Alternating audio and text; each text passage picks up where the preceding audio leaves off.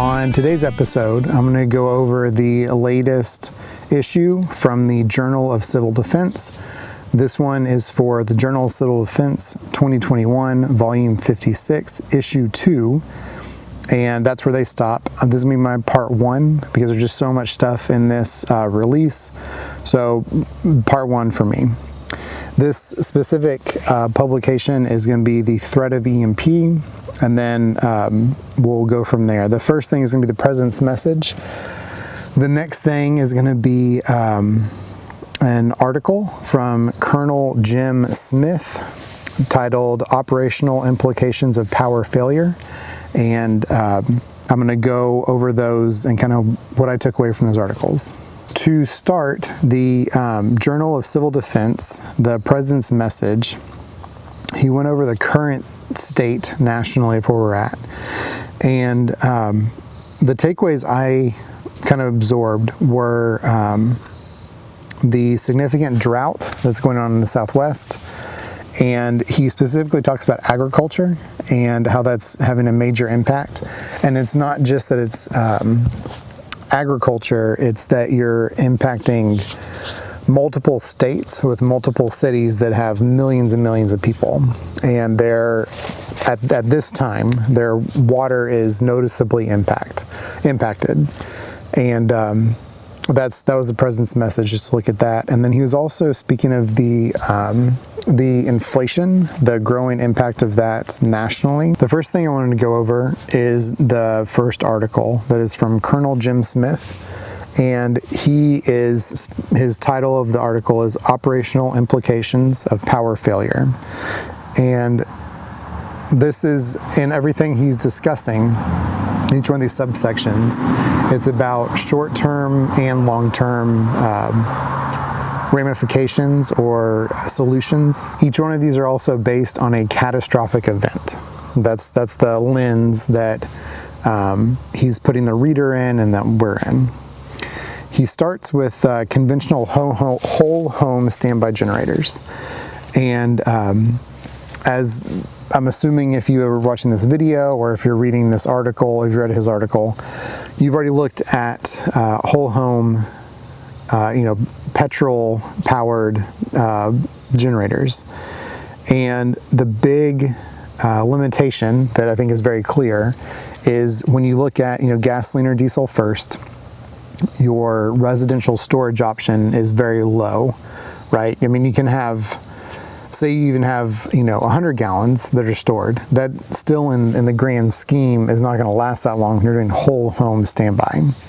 And same thing with diesel, and then trying to store anything more than that is usually not practical for the society that we live in. The next option, is propane. Kind of that dividing line of, propane and natural gas. That's the kind of standard for standby generators. And, it kind of depends geographically where you are. If you're in a big city, propane is most likely not going to be your option. It's going to be natural gas. And if you are rural, the option is most likely going to be propane and not natural gas. And, both have pros and cons. They both do. The propane pros and cons are you are off grid.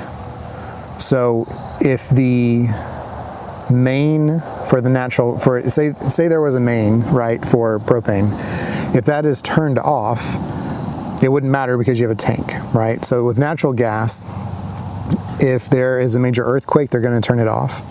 If there is a cyber attack, it could get turned off. And if there's some large-scale event, like the winter storms in North Texas or all over Texas this last winter, those flows can be diverted to critical infrastructure to maintain continuity of government, right? So you've got hospitals, airports, military bases, all that kind of stuff. Which in some cases, this last winter, that did happen because it was that bad, right? So that is something that could happen and did happen in some small areas where natural gas was being diverted or was about to be diverted if it went on for another day or probably. The other thing he goes into is hydropower. And hydropower is just like a big dam. But for residential, usually they have turbines that you can set up in a river or a fast-moving stream, which is what the Colonel talks about in his article. And if that stream is always moving, you always have a power supply. The one thing that I think is important, though, is you need to remember that for your high loads, right? So say your turbine system's bringing in X, power, and all of a sudden your AC kicks on, or freezer kicks on, or something along those lines, dry or something. Those peak loads, you need a battery bank that can help fill in that gap to get that load going, and then usually that load will settle back down, and then over time those batteries will get brought back up. So that's just something to remember for hydro. But if you are looking for the most constant renewable option, it's probably going to be home hydropower. The next options are solar and wind, and one thing that the Colonel makes sure to bring up in his article is that the topic of this publication is EMP. So whether that's solar flare, man-made, something else, the issue is that when that electromagnetic pulse goes out, stuff is going to fry, right? Because you're basically making everything an antenna. So power lines are going to fry because they're just a big antenna, like the Carrington event. That's what the article brings up from the Colonel, is the 1800s Carrington event, where there was a solar flare, and for some backstory, it caught the telegraph lines on fire, and in huge areas. Northern lights were seen way south in the U.S. And imagine that happening today with your, super precious semiconductors and all that kind of stuff. It would just fry everything. So to tie that back together, you want to make sure your battery systems and electronics, no matter what your system is hardened. One really cool thing that Engineer 775 has been putting together with Practical Preppers is the Solarc system. It is it says that it's an EMP hardened solar panel system and electronic battery control system.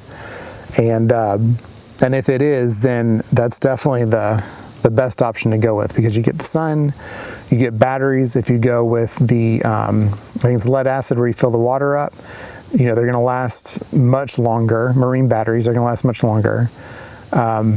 Anyway, so that's something to look into.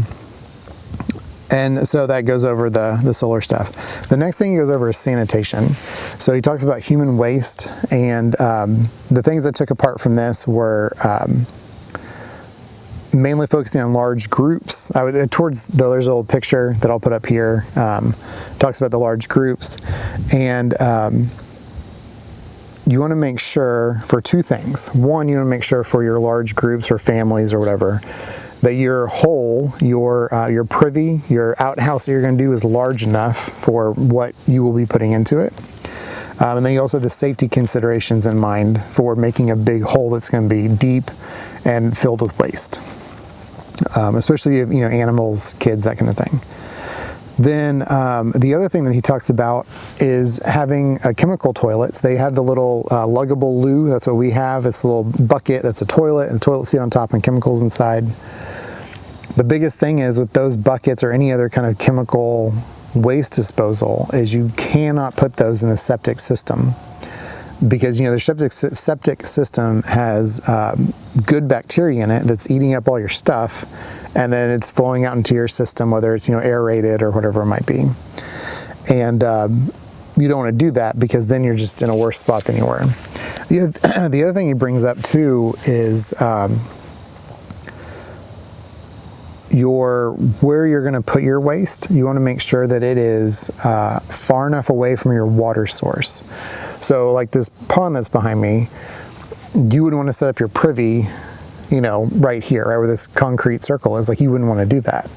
You'd want it to be far enough away so as your waste, because remember, you're talking big, as your waste starts to seep down, it's not going to get into your water supply or your livestock's water supply. The next topic he brings up is non-human waste.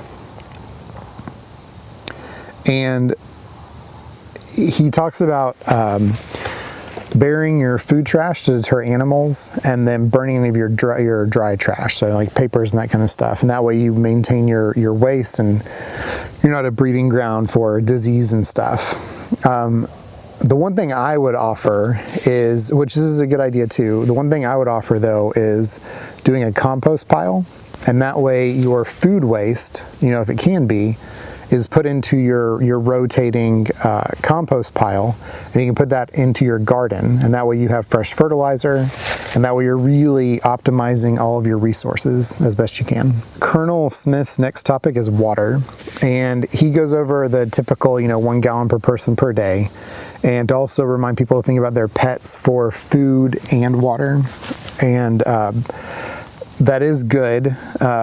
My personal recommendation I usually give out is 3 gallons of water per person per day. Typically that will give you drinking water even in the summer when you're doing stuff. It'll give you food cleaning water, and it'll give you, you know, something cumulatively with everybody else to flush the toilet, you know, for your daily stuff. So that's what I like to offer. The other thing he mentions that's really good too is the rainwater collection, and making a really strong point in his article to not use the rainwater for any potable activities. And above this, because this is where some people get stuck, is sanitation. So taking your shower, because if you're out, you know, doing stuff and you're in a situation where this is, you know, you're having to rely on these things, you're probably gonna have some cuts and scrapes, bruises, you know, small things just from nicking on stuff. If you're using water that has been sitting in a bucket that's just got bacteria and possibly viruses just living galore, and they get into those little wounds, you're gonna get sick. So you might be drinking purified water as best as possible. You might be cleaning as much as possible. If you're cleaning with dirty water, what's the point in cleaning? So he just makes a point to say, use your rainwater collection for your toilets to flush, and if you're going to use, and you know, in gardening and stuff, and if you're going to use it for anything else, anything, you know, cleaning, cooking, drinking, you have to make sure that stuff is filtered and purified. Just to, you know, if you're in the situation where you're looking at this stuff, you don't want to just filter something and assume it's good. You want to make sure that you're taking every precaution possible to have the best thing coming into your body. The next thing that is in the article is medications and first aid.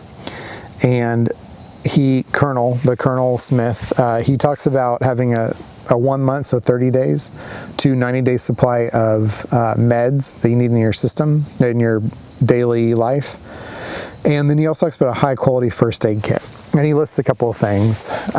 You know, I've done many first aid kits on this channel. I'll probably at some future date break down some of the like medium first aid kits that we have. And you know, when you're looking long term, you know, 1 4x4 and a box of Band-Aids and some Neosporin is not going to cut it. You know, you're going to need gauze and cleaning stuff and hydrogen peroxide and alcohol, like all these things. So when you're thinking about a first aid kit, you know, don't think of this bag. You know, you need to think of like a closet kind of thing. And then also definitely have your first aid kit, you know, because you need to go to an injury and make sure you can get that person back to then provide, you know, really good care. But just to remind, your first aid setup, you know, is not going to be a little box of first aid stuff. You need to think, you know, like winter storm in Texas, or, you know, blizzards in the northeast, or, you know, just north.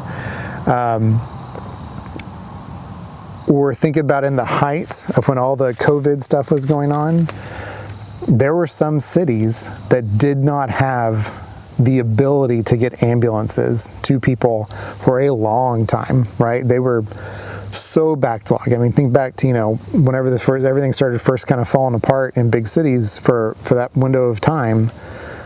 You were on your own for a bunch of stuff, you know, whether it was, you know, during the protesting and people couldn't get, medical couldn't get to places because protesters were blocking roads and just didn't care about someone needing an ambulance, or ambulance just being backed up because they're just swamped, you know, trying to get to different calls. So it's just something to think about, like which the Colonel brings up in his article here, you are on your own, you know, when you get to this level of stuff. And I think some people can relate to that a little bit with, you know, this past couple of years, kind of what happened.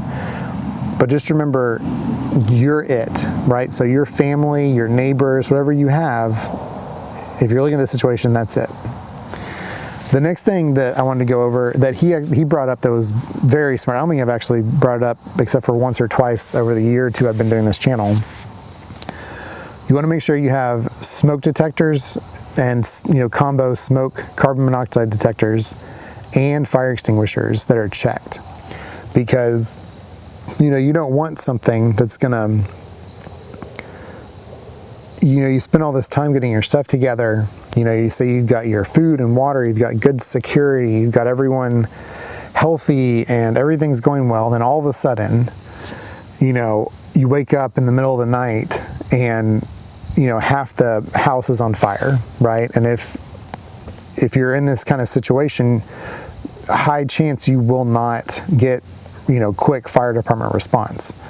And so, you know, just having smoke detectors put throughout your house or your property, whatever it might be, allows you time, right? Time is one of the most valuable things we have because it lets us do everything else that we want to do.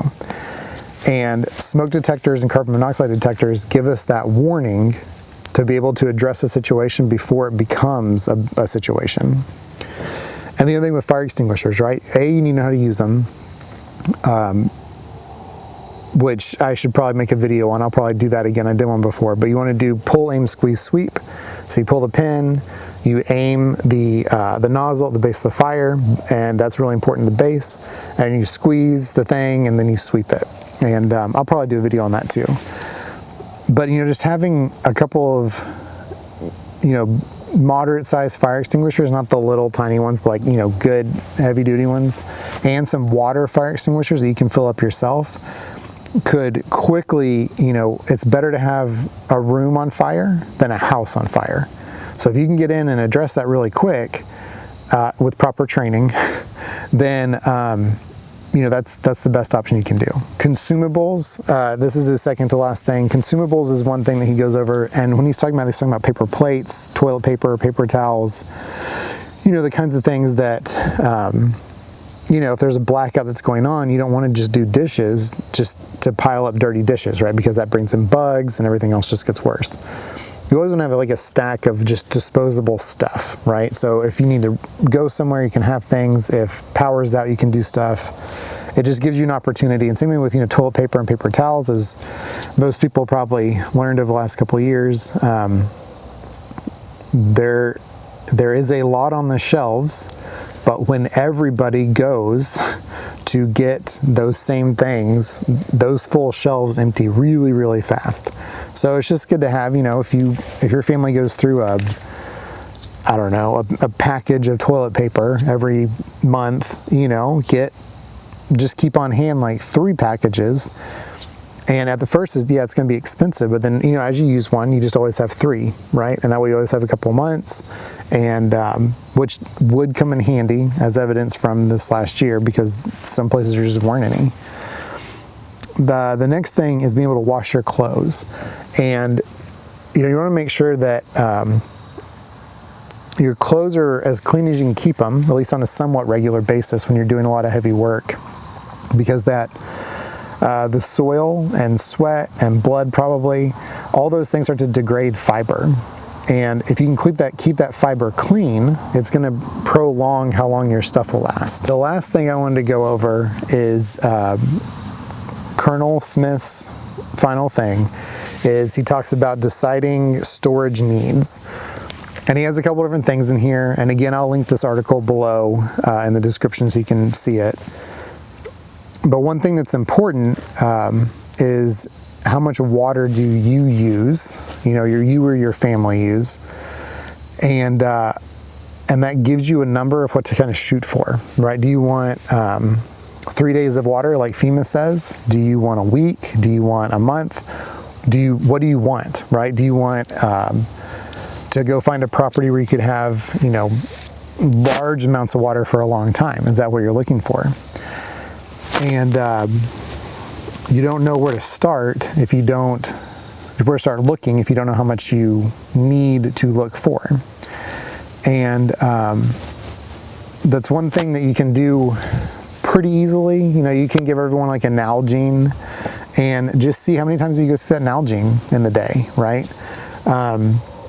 You have a toilet, you can easily calculate, there's a serial number, or model number, just figure out how many gallons it is, and just keep a little sticky note and make a little line every time someone goes to the bathroom, just put a little line and see how many flushes it is, and then multiply that by your gallons of the toilet.